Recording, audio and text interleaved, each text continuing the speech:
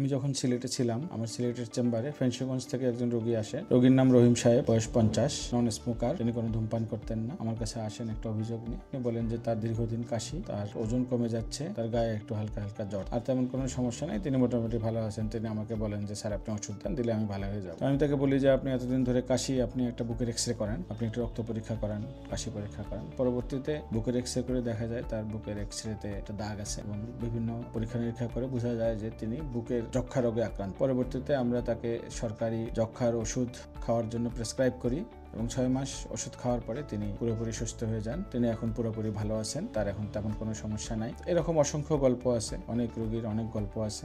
সাধারণ একটি গল্প। বিভিন্নভাবে যক্ষার কারণে অনেক মানুষের জীবন নষ্ট হয়ে যেতে পারে, অল্প বয়সে প্রাণহানি হতে পারে, যার কারণে আমরা সাবধানে থাকার চেষ্টা করব। সমস্যা হলে আমরা সেই রিলেটেড চিকিৎসকের সঙ্গে পরামর্শ করব। ধন্যবাদ।